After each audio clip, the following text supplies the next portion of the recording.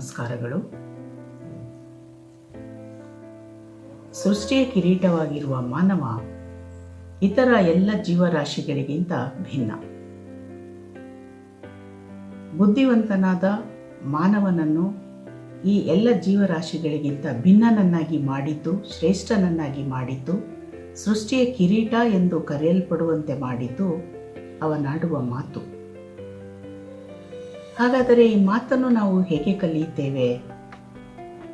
ಈ ಮಾತನ್ನು ಎಳವೆಯಲ್ಲಿ ನಮ್ಮ ಸುತ್ತಮುತ್ತಲಿನ ಜನರನ್ನು ನೋಡುತ್ತಾ, ಹಿರಿಯರ ಮಾತುಗಳನ್ನು ಆಲಿಸುತ್ತಾ, ಕೇಳುತ್ತಾ, ಅನುಕರಿಸುತ್ತಾ, ನಮಗೆ ಅರಿವಿಲ್ಲದಂತೆ ನಾವು ಅಪ್ರಜ್ಞಾಪೂರ್ವಕವಾಗಿ ಈ ಮಾತುಗಳನ್ನು ಕಲಿಯುತ್ತೇವೆ. ಆದರೆ ಮುಂದೆ ಬೆಳೆದಂತೆ ಈ ಮಾತು ನಮ್ಮ ಬುದ್ಧಿವಂತಿಕೆಯ, ವಿಚಾರದ, ವ್ಯಕ್ತಿತ್ವದ ಒಂದು ಭಾಗವಾಗಿ ರೂಪುಗೊಳ್ಳುತ್ತದೆ. ನಮ್ಮ ಆಲೋಚನೆಯ, ಅಭಿವ್ಯಕ್ತಿಯ ಭಾಗವಾಗಿ ರೂಪುಗೊಳ್ಳುತ್ತದೆ.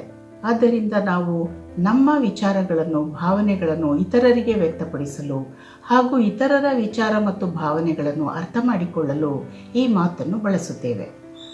ಇಂತಹ ಮಾತು ಹೇಗಿರಬೇಕು, ಈ ಮಾತನ್ನು ಹೇಗೆ ಆಡಬೇಕು ಎಂಬ ಬಗ್ಗೆ ಹಲವಾರು ತಜ್ಞರು ತಮ್ಮದೇ ಆದ ವಿಚಾರಗಳನ್ನು ಹೇಳಿದ್ದಾರೆ. ಮಾತು ಎಂಬುದು ಮಾಣಿಕ್ಯದಂತೆ. ಮಾತು ಎಂಬುದು ತುಂಬಾ ಅಮೂಲ್ಯವಾದುದು. ಮಾತು ಬೆಳ್ಳಿ, ಮೌನ ಬಂಗಾರ ಎಂಬ ಒಂದು ನಾಣ್ಣುಡಿ ಇದೆ. ಮಾತು ಬಲ್ಲವನಿಗೆ ಜಗಳವಿಲ್ಲ, ಊಟ ಬಲ್ಲವನಿಗೆ ರೋಗವಿಲ್ಲ, ಮಾತೇ ಮುತ್ತು, ಮಾತೇ ಮೃತ್ಯು ಎಂಬಂತಹ ಗಾದೆ ಮಾತುಗಳು ಸಹ ಇವೆ. ಇವೆಲ್ಲ ಏನನ್ನು ತೋರಿಸುತ್ತವೆ? ನಾವಾಡುವ ಮಾತಿನ ಘನತೆಯನ್ನು ಎತ್ತಿ ಹಿಡಿಯುತ್ತವೆ.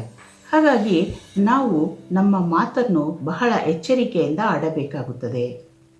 ಏಕೆಂದರೆ ಎಚ್ಚರ ತಪ್ಪಿ ಒಮ್ಮೆ ಆಡಿದ ಮಾತು, ಅವಸರದಲ್ಲಿ ಆಡಿದ ಮಾತು, ಹಾಗೆಯೇ ಕೈಜಾರಿದ ಮುತ್ತು ಎರಡೂ ಒಂದೇ. ಎರಡನ್ನು ನಾವು ಮತ್ತೆ ಹಿಂಪಡೆಯುವುದು ತುಂಬ ಕಷ್ಟ. ಹಾಗಾಗಿ ಮಾತುಗಳು ಹೇಗಿರಬೇಕು ಎಂದರೆ, ಮೌನದ ಮಧ್ಯದಿಂದ ಮಾತು ಹೂವು ಅರಳಿದಂತೆ ನಿಧಾನವಾಗಿ ಮೂಡಿ ಬರಬೇಕು. ಸಾಕಷ್ಟು ವಿಚಾರ ಮಾಡಿ ಮಾತುಗಳನ್ನು ಅಭಿವ್ಯಕ್ತ ಮಾಡಬೇಕು. ಆದ್ದರಿಂದ ನಮ್ಮ ಮಾತು ನಮ್ಮ ಮನಸ್ಸನ್ನು, ನಮ್ಮ ಭಾವನೆಗಳನ್ನು ವ್ಯಕ್ತಪಡಿಸುವುದರಿಂದ ಸಮಯ, ಸಂದರ್ಭ, ಸನ್ನಿವೇಶಕ್ಕೆ ತಕ್ಕಂತೆ ನಾವು ಮಾತುಗಳನ್ನು ಸಾಕಷ್ಟು ಆಲೋಚಿಸಿ, ವಿಚಾರ ಮಾಡಿ ನಿಧಾನವಾಗಿ ಮಾತನಾಡಬೇಕು. ಇನ್ನೊಬ್ಬರ ಮನಸ್ಸಿಗೆ ನೋವಾಗದ ಹಾಗೆ ಜಾಗ್ರತೆ ವಹಿಸಿ ಅಪ್ರಿಯವಾದ ಸತ್ಯವನ್ನೂ ಸಹ ಪ್ರಿಯವಾದ ರೀತಿಯಲ್ಲಿ ವ್ಯಕ್ತ ಮಾಡುವಂತೆ ನಾವು ಮಾತಿನಲ್ಲಿ ತರಬೇತಿಯನ್ನು ಪಡೆಯಬೇಕು. ಈ ಮಾತು ಎಂಬುದು ಒಂದು ತಪಸ್ಸಿದ್ದಂತೆ. ಇದನ್ನು ಮಾತಿನ ತಪಸ್ಸು ಎನ್ನುವರು. ಭಗವದ್ಗೀತೆಯಲ್ಲಿ ಮಾತಿನ ತಪಸ್ಸಿನ ಬಗ್ಗೆ ಹೇಳಲಾಗಿದೆ. ಭಗವದ್ಗೀತೆಯ ಅಧ್ಯಾಯ 17 ಶ್ಲೋಕ 15ರಲ್ಲಿ ಮಾತಿನ ತಪಸ್ಸಿನ ಬಗ್ಗೆ ಈ ರೀತಿ ತಿಳಿಸಲಾಗಿದೆ. ಅನುದ್ವೇಗಕರಂ ವಾಕ್ಯಂ ಸತ್ಯಂ ಪ್ರಿಯಹಿತಂ ಚಯತ್ ಸ್ವಾಧ್ಯಾಯಾಭ್ಯಸನಂ ಚೈವ ವಾಂಗ್ಮಯಂ ತಪ ಉಚ್ಯತೆ. ಇದರ ಅನುವಾದವೇನೆಂದರೆ, ಸತ್ಯವಾದ, ಸಂತೋಷಕರವಾದ, ಹಿತವಾದ ಮತ್ತು ಇತರರ ಮನಸ್ಸನ್ನು ಕಲಕದಂತಹ ಮಾತುಗಳನ್ನಾಡುವುದು, ಕ್ರಮ ತಪ್ಪದೆ ವೇದ ಸಾಹಿತ್ಯವನ್ನು ವಾಚನ ಮಾಡುವುದು, ಇವೆಲ್ಲ ಸೇರಿ ಮಾತಿನ ತಪಸ್ಸಾಗುತ್ತದೆ ಎಂದರ್ಥ. ಹೀಗಾಗಿ ನಮ್ಮ ಮಾತಿನ ಬಗ್ಗೆ ನಮಗೆ ಸಾಕಷ್ಟು ಗಮನವಿರಬೇಕಾಗುತ್ತದೆ. ಮಾತಿನ ಬಗ್ಗೆ ಸರ್ವಜ್ಞನೂ ಸಹ ತನ್ನ ವಚನದಲ್ಲಿ ಅಮೂಲ್ಯವಾದ ಮಾತುಗಳನ್ನು ವ್ಯಕ್ತಪಡಿಸಿದ್ದಾನೆ. ಮಾತು ಬಲ್ಲಹ ತಾನು ಸೋತು ಓಹುದು ಲೇಸು, ಮಾತಿಂಗೆ ಮಾತು ಮತಿಸಲ್ಗೆ ವಿಧಿ ಬಂದು ಆತುಕೊಂಡಿಹುದು ಸರ್ವಜ್ಞ ಎಂದು ಹೇಳುತ್ತಾನೆ. ಆದ್ದರಿಂದ ನಾವು ಮೂರ್ಖರೊಡನೆ ವಾದ ಮಾಡಿ ಗೆಲ್ಲುವುದಕ್ಕಿಂತ ಕೆಲವು ವೇಳೆ ಸುಮ್ಮನಾಗುವುದೇ ಒಳ್ಳೆಯದು. ಇದರಿಂದ ಮುಂದೆ ಆಗಬಹುದಾದ ಅನಾಹುತವನ್ನು ತಪ್ಪಿಸಬಹುದು. ಮತ್ತೊಂದು ವಚನದಲ್ಲಿ, ಮಾತು ಬಲ್ಲಾತಂಗೆ ಮಾತೊಂದು ಮಾಣಿಕವು, ಮಾತತ ನರಿಯ ದಧಮಂಗೆ ಮಾಣಿಕವು ತೂತು ಬಿದ್ದಂತೆ ಸರ್ವಜ್ಞ ಎಂದು ಹೇಳುತ್ತಾನೆ. ಆದ್ದರಿಂದ ನಾವಾಡುವ ಮಾತು ಮಾಣಿಕ್ಯದಂತೆ ಅತ್ಯಂತ ಅಮೂಲ್ಯವಾದುದು. ಈ ಅಮೂಲ್ಯವಾದ ಮಾತುಗಳನ್ನು ತುಂಬ ಎಚ್ಚರಿಕೆಯಿಂದ ಬಳಸಬೇಕಾಗುತ್ತದೆ. ಒಂದು ವೇಳೆ ಅದು ತೂಕ ತಪ್ಪಿದರೆ, ಮಾಣಿಕ್ಯದಲ್ಲಿ ತೂತು ಬಿದ್ದರೆ ಅದಕ್ಕೆ ಬೆಲೆಯುಂಟೆ? ಹಾಗೆ ನಾವು ಆಡುವ ಮಾತಿಗೂ ಕೂಡ ಬೆಲೆ ಇಲ್ಲದಂತಾಗುತ್ತದೆ.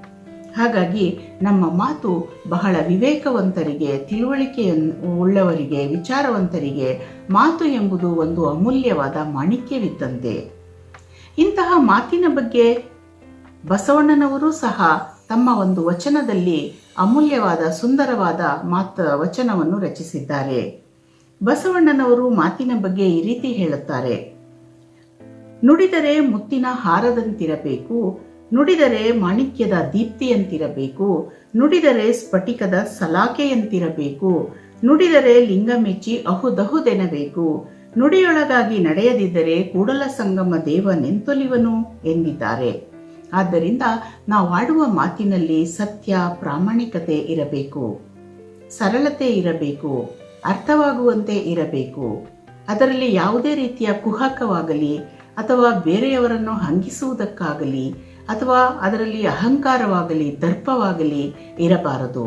ಆದ್ದರಿಂದ ಈ ಮಾತು ಎಂಬುದು ಸರಳವಾಗಿ, ಸುಂದರವಾಗಿ, ಸತ್ಯವಾಗಿ ಇದ್ದರೆ ಅದು ತನ್ನಷ್ಟಕ್ಕೆ ತಾನೇ ಅಮೂಲ್ಯವಾಗುತ್ತದೆ, ಸುಂದರವಾಗುತ್ತದೆ, ಭಗವಂತನಿಗೂ ಕೂಡ ಪ್ರಿಯವಾಗುತ್ತದೆ.